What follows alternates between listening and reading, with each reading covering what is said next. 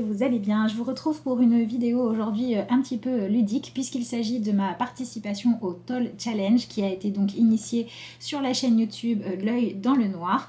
Et donc il s'agit de vous montrer un tarot, un oracle, un livre sélectionné chez une maison d'édition. Et là il s'agit de la maison d'édition Arcana Sacra. Vous savez que j'ai pas mal de leurs jeux et donc tarot et oracle, et également quelques livres, même s'il y en a encore beaucoup qu'il faut que je vous présente, voilà, parce que j'ai la chance de recevoir régulièrement certains de leurs produits.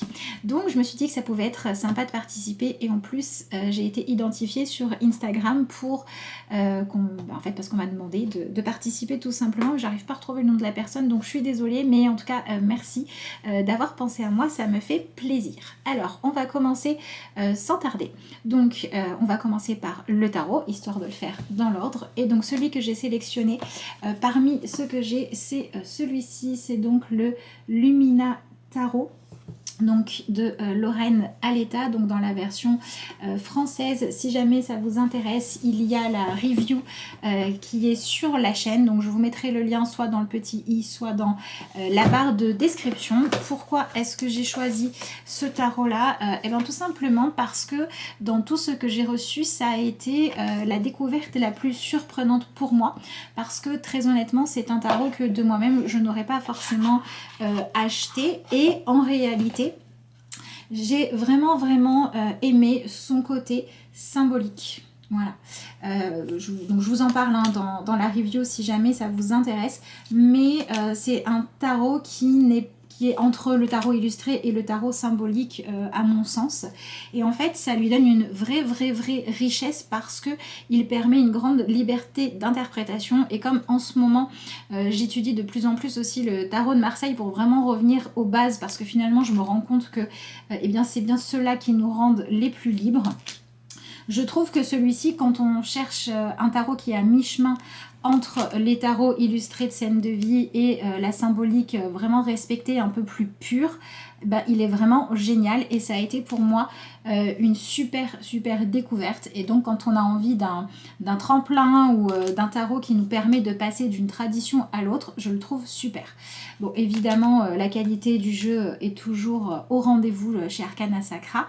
Et en plus de ça, il a un côté très profond, très lumineux. C'est un tarot avec lequel on peut passer du temps, et c'est un tarot qui nous pousse à progresser quand on est en session d'apprentissage. Donc voilà pourquoi j'ai choisi ce tarot là. Et puis franchement je pense qu'il est arrivé au bon moment, parce que quand je l'ai reçu, j'étais dans ma période où je me questionnais, où voilà, le tarot de Marseille m'appelait un petit peu, mais j'avais du mal à y aller. Et donc celui-ci, il a aussi attendu un petit moment avant que je m'y intéresse, et au moment où j'ai enfin décidé de le faire, ça a été vraiment super enrichissant, et intéressant pour moi. Donc voilà, s'il y en a un seul que je devrais conseiller de découvrir, bien que ce ne soit pas le cas parce qu'il y en a plein qui sont magnifiques, mais c'est celui-ci que je choisis donc pour rentrer dans ce challenge. Voilà, ensuite, un petit peu pour les mêmes raisons, j'ai choisi en fait l'oracle de la déesse sombre. C'est pareil, vous avez la vidéo de présentation qui est sur la chaîne, et de la même manière, c'est un oracle où j'ai hésité quoi. Clairement, avant d'y aller, je ne lui ai pas donné sa chance tout de suite, je ne l'aurais pas acheté de moi-même au départ, et finalement, je le trouve très riche, très intéressant. Il a une personnalité qui est vraiment bien à lui. Il aborde en fait le thème donc du féminin d'une façon complètement différente de ce qu'on peut avoir l'habitude de voir. Et en plus de ça, pour moi, il ne permet pas de travailler que sur le féminin, puisqu'il y a vraiment une puissance, une énergie dans ces cartes qui est quand même assez présente, j'ai envie de dire, hein. Il nous pousse vraiment à nous dépasser. Donc moi je trouve que même pour rééquilibrer en fait le féminin et le masculin, il est super pour parler un petit peu plus clairement, pour en fait se mettre vraiment à passer à l'action et à ne pas faire que rêver. Il est génial pour tout ce qui est se libérer, mais vraiment dans l'aspect concret, on y va, on modifie vraiment nos comportements. Il fait vraiment bien le job aussi. En plus, dans l'énergie de ce jeu, donc par rapport à l'énergie notamment de l'autrice, de Iriadel, il y a toute cette notion derrière de rituel, de travailler avec les divinités. Et moi, c'est des choses que j'aime beaucoup et que je pratique. D'ailleurs, n'hésitez pas à me dire dans les commentaires si ça vous intéresserait que je vous parle un petit peu plus de ces sujets-là. Mais voilà, donc j'ai choisi cet oracle-là parce que ça a été vraiment une découverte, une révélation. J'ai une histoire particulière avec lui. La rencontre a été lente, difficile, pleine d'a priori. Et puis finalement, ça a été une vraie révélation. Voilà. Donc c'est pour ça que j'ai choisi celui-ci. Et c'est pareil, si vous voulez en savoir un petit peu plus, je vous mettrai le lien dans la description vers la review. Donc là, je vous ai montré les cartes. Je ne vous ai pas montré le livre dans le tarot. Je vous le montre ici. Donc ça, c'est la couverture. Ça, c'est le livre. Et à l'intérieur, vous avez les cartes qui sont traitées sous tout un tas de notions différentes. Voilà, donc il y a notamment des références culturelles, donc si vous voulez faire de l'art-thérapie ou si vous voulez chercher des choses qui vous parlent symboliquement, ça peut être bien. Vous avez la musique, vous avez les séries, donc vous pouvez vous plonger dans l'ambiance des choses. Donc ça, c'est pas mal aussi. Vous avez des rituels qui sont proposés. Voilà. Et vous avez aussi les images des cartes qui sont en grand.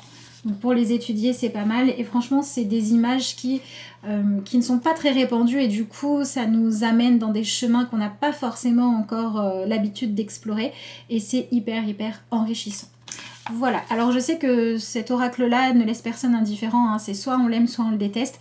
Mais je pense que quand on est plus dans la team, on le déteste. C'est surtout parce qu'il vient bousculer pas mal de choses en nous parce que malgré tout, au-delà du graphisme, où on va dire j'aime ou j'aime pas, les archétypes qui sont utilisés, on peut tous en fait les rencontrer et toutes surtout, enfin tous et toutes, voilà, pas surtout, tous et toutes dans notre vie.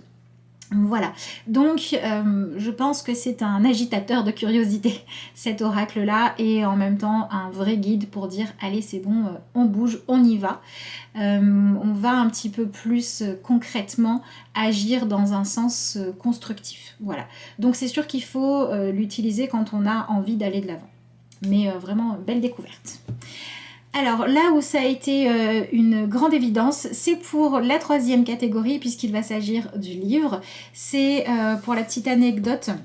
Il y était en fait dans le tout premier colis que j'ai reçu de Arcana Sacra et ça a été vraiment mon coup de cœur de l'année. Je crois que c'était 2019, je crois que c'est ça, ouais, 2019 puisque je l'ai découvert parce que c'est la personne qui m'a fait le colis, c'est Ninon qui me l'avait mis dedans et j'avais vraiment apprécié parce qu'alors ça a été une découverte, mais vraiment fabuleuse. C'est un livre aussi sur le féminin sacré. Je me rends compte que le sujet est pas mal à l'honneur alors que c'était pas voulu, bref. Mais ce livre-là, il parle du féminin sacré sans diaboliser le masculin, sans être plein de haine, de colère et sans passer dans un féminisme qui viendrait condamner plutôt que de chercher à réparer la relation entre l'homme, la femme, le masculin, le féminin, etc.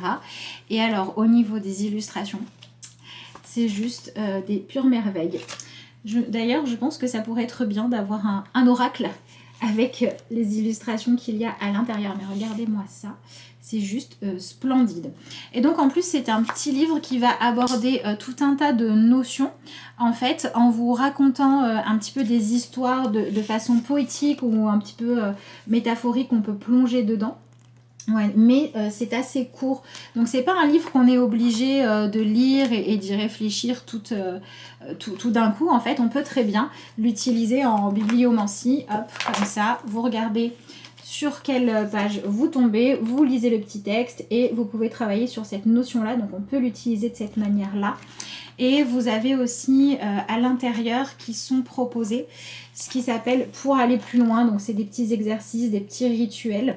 Et il y a vraiment un discours qui est à la fois super parce qu'il est poétique, parce que, je vous dis, il est profond et en même temps, il est compréhensible. Voilà, c'est une façon d'écrire qui est vraiment agréable à lire. Voilà, vous pouvez le dévorer d'un coup, mais ça peut aussi être un livre qui reste toujours à portée de main quand vous vous sentez un peu perdu ou quand vous avez envie d'avancer sur ces thématiques-là. Et à l'intérieur, le masculin n'est absolument pas bafoué, n'est absolument pas renié non plus. Et donc, il est vraiment dans une invitation à accepter sa féminité, puisque voilà, c'est les songes de la Louve, donc il s'adresse aux femmes, mais aussi aux hommes. Donc, en fait, il invite vraiment, quand on est femme, à vivre sa féminité beaucoup plus librement, avec moins de culpabilité, avec moins d'interdiction, etc.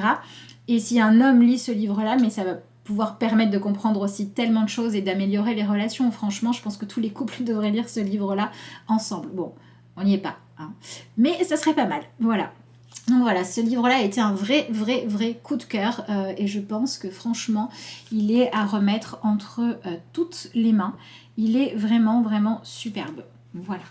Et en plus, on a des illustrations qui sont d'une profondeur, qui sont juste magnifiques, comme le papier est glacé. Moi, j'aime pas trop les livres en papier glacé d'habitude.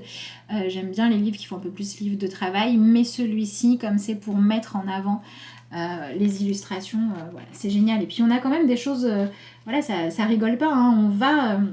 On va pouvoir aller fouiller dans des choses assez profondes, assez lointaines, mais on a aussi des choses vraiment très joyeuses, très lumineuses. Enfin, c'est un livre pour moi qui est vivant, qui est habité. Voilà, si vous me prenez pour une folle quand je dis ça, c'est pas grave, j'assume. Pour moi, ces illustrations sont vraiment habitées et ce texte est tellement plein de justesse. Voilà. Mais écoutez, ça m'a fait plaisir de partager avec vous par rapport à ce sujet-là. N'hésitez pas à me dire dans les commentaires si vous avez des questions, des sujets que vous aimeriez que j'aborde dans d'autres vidéos en rapport avec le féminin sacré ou avec les tarots, les oracles, peu importe. Ça sera avec plaisir. N'hésitez pas aussi à me dire quelles sont vos trouvailles à vous favorites aux éditions Arcana Sacra. Je serais curieuse de découvrir ça. Moi, je vous remercie d'avoir suivi cette vidéo et puis je vous dis à bientôt.